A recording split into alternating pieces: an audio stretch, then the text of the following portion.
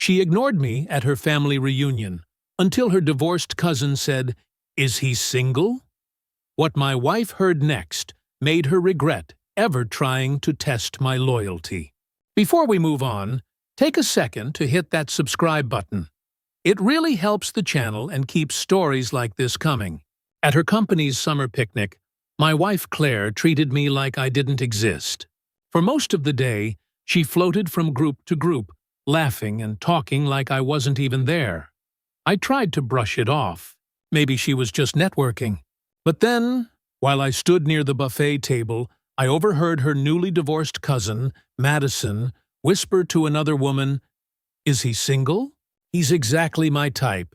I pretended not to react, but I saw Claire's smile vanish when she heard it. And what happened next? Wiped that fake smile completely off her face. I've been married to Claire for 6 years. We always seemed solid. Open communication, no secrets, mutual respect. Or at least, that's what I believed. I'm a civil engineer. Claire works in marketing for a tech startup. We've both built careers we're proud of, and I thought we supported each other's goals without ego or competition. That morning, during our 3-hour drive to the resort, she was distant, eyes glued to her phone, thumbs flying like she was having a secret conversation. She blamed work stress, but I knew that wasn't it. Something in her energy had changed. When we finally arrived at the lakeside pavilion, Claire turned into someone I barely recognized. Overly social, loud, and dismissive toward me. She didn't introduce me to her coworkers, ignored me when I tried to join conversations, and acted embarrassed to even be seen with me. I ended up chatting with other forgotten spouses, wondering when these events became less about fun and more about showing off. That's when Madison walked in. She was Claire's recently divorced coworker, beautiful, confident, glowing with that post-divorce I'm free now energy. She made a beeline for me. "You're Claire's husband, right?" she said, placing a hand on my arm. "I've heard so much about you. But she never mentioned how attractive you are." I froze. It wasn't just what she said. It was the way she said it, loud enough for everyone nearby to hear.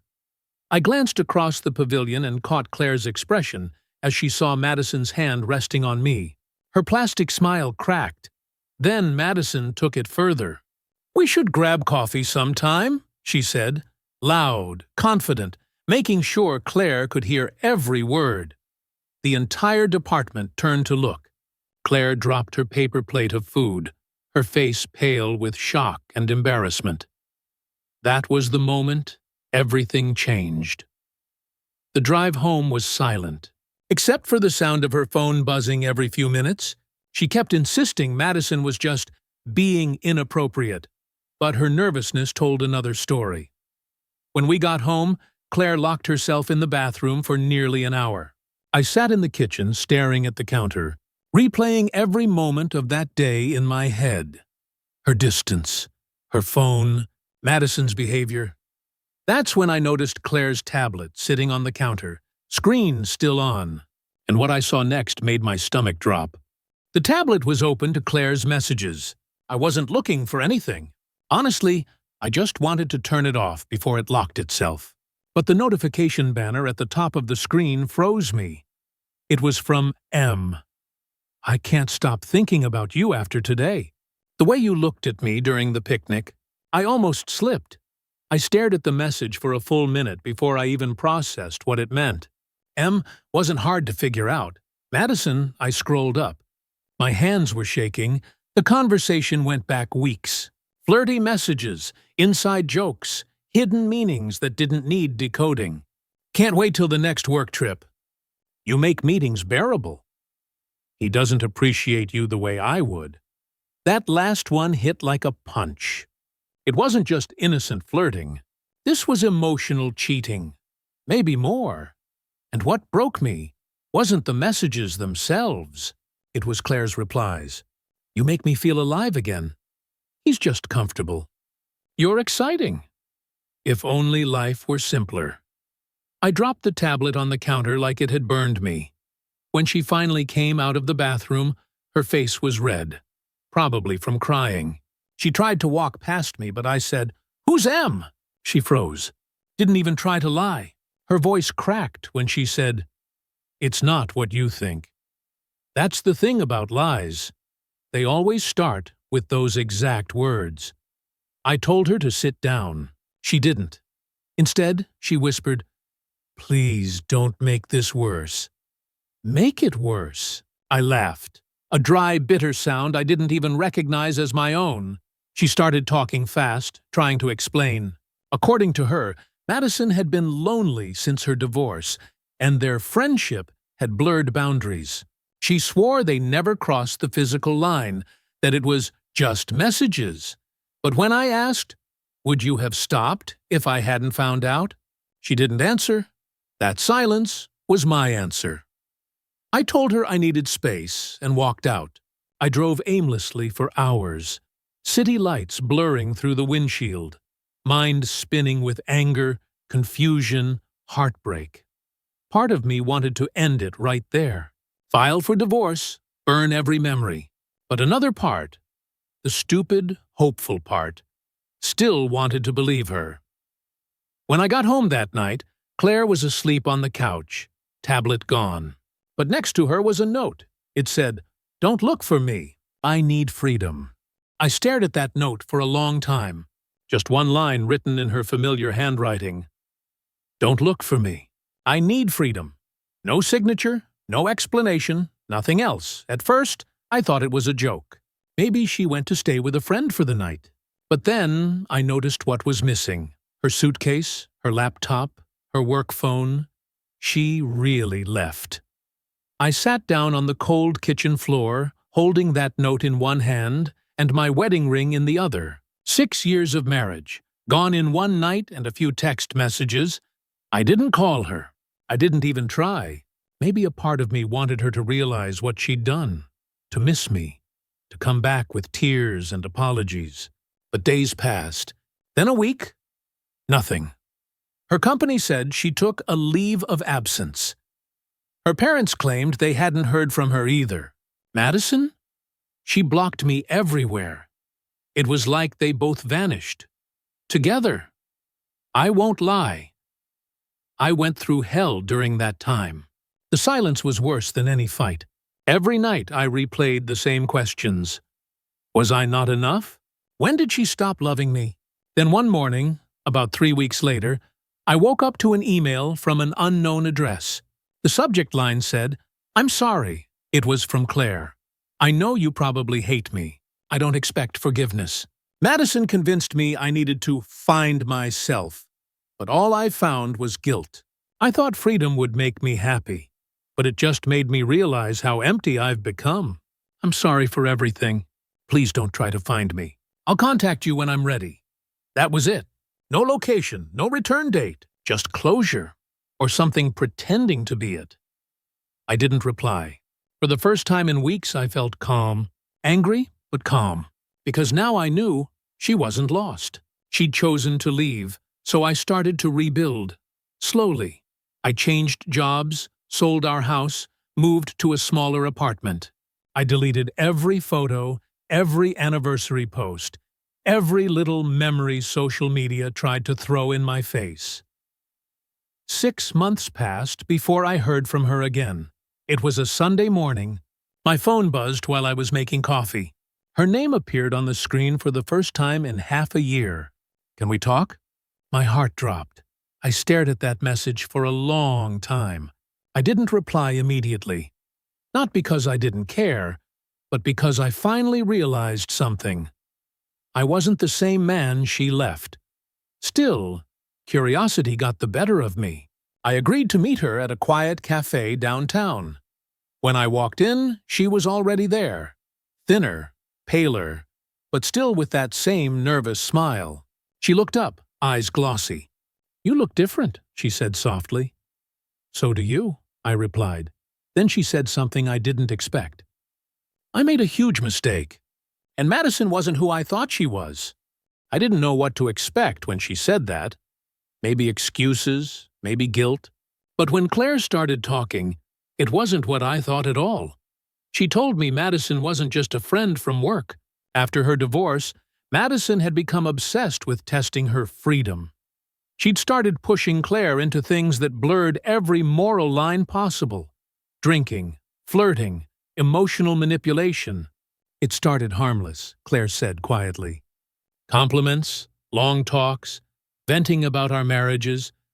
But then she began saying things like, "You deserve better," and "You're wasting your best years on someone who doesn't understand you." Claire took a deep breath, her voice trembling. I believed her. I thought she saw me. Really saw me. In a way, you didn't anymore. I sat there, jaw clenched, letting her words sink in. She continued, "When Madison kissed me the first time, I didn't stop her. I told myself it didn't mean anything. But then she started using me. She wanted to hurt you, and she wanted to prove something to herself, that she could take whatever she wanted." I felt my stomach twist. "So you're saying it wasn't love?" I asked. "No," she said, shaking her head. "It was control. Madison was jealous, not just of me, but of us. When she saw how steady we were, she wanted to destroy it. And I let her.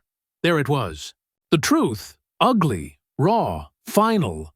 Claire reached across the table, her hand trembling. "I left because she told me you'd never forgive me. She said I'd ruin your life if I stayed. And I believed her." Her eyes filled with tears, and for a moment, she didn't look like the woman who betrayed me. She looked like someone broken by her own mistakes. I wanted to hate her, but part of me felt pity, not sympathy. Just the dull ache of watching someone realize too late what they destroyed. She whispered, "I lost everything, you know. My job, my friends. Madison turned on me too. Spread rumors, told people I was unstable. She's living her best life now, while I'm here, begging for forgiveness." The cafe felt smaller with every word she spoke. I looked at her. Really looked. The woman I once loved was gone. All that was left was regret wrapped in memories. "Why now?" I asked quietly. "Why reach out after all this time?" "Because I can't live with what I did," she said. "You were my home, and I burned it down. I just needed to tell you the truth, even if you never look at me the same again." For a long time I said nothing. Just listened to the faint music in the cafe and the sound of her crying softly into her hands. When I finally spoke, my voice surprised even me. "You're right. I'll never look at you the same again. But I hope you find peace." She nodded, wiping her tears. There was no argument, no begging, no last attempt to pull me back. Just silence, the kind that says everything words can't. As I left the cafe, I didn't feel anger anymore, just closure. But a week later, something happened that pulled me right back into the storm I thought I'd escaped. A week after that cafe meeting, I thought everything was finally over. The pain, the anger, the endless questions.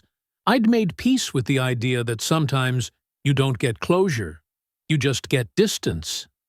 Then, one Friday evening, I got a call from an unknown number. Normally I ignore those, but something told me to pick it up. It was Madison. Her voice was calm. Too calm. "Hey, you probably don't want to hear from me, but I think you should know Claire's in the hospital." My stomach dropped. She continued, "She tried to overdose last night. She's stable now, but she doesn't have anyone else listed as emergency contact. I thought you'd want to know." For a moment, I couldn't breathe. My brain couldn't process the words. The woman who shattered my heart was now lying in a hospital bed, alone. I didn't even remember the drive there. Just flashes. The sound of my heartbeat, the echo of Madison's voice, the feeling that maybe this wasn't just about her anymore. When I reached the hospital, Claire was asleep, pale, weak, but alive. Her wrist had a faint bruise from the IV line, and there were dark circles under her eyes that told a story. Words never could. The nurse said she'd been found by a neighbor after collapsing in her apartment. Empty pill bottles on the counter, half-written apology letters scattered on the table. I sat there for hours, just watching her breathe. For the first time in a long time, I didn't feel hatred, just sadness. Not for what she did to me, but for what she did to herself. When she finally woke up, her voice was barely a whisper. "You came," I nodded. "You needed someone." She looked away, tears welling up again. I didn't want to live like that anymore.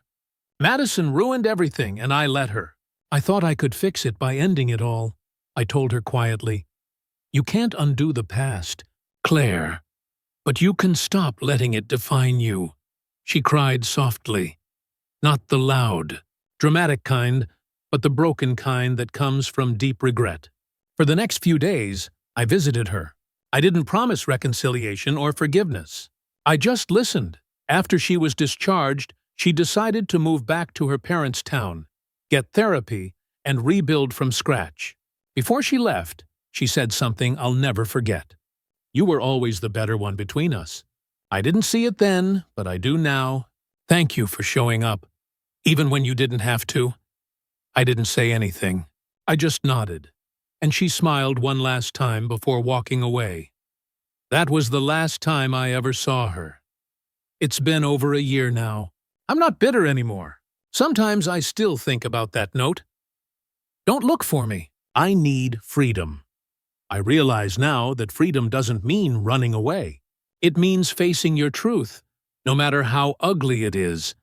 As for me, I finally found peace in solitude.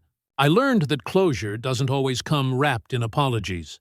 Sometimes, it's just the silence that follows when you've said everything you needed to say. And maybe, just maybe, that's enough. Top Reddit comments. Say things like, "Wow, I didn't see that twist coming. Madison was pure chaos. He handled that with so much maturity. I felt that ending deep." One of the most emotional and realistic stories I've read here. The hospital scene broke me. She wanted freedom, but what she really needed was healing.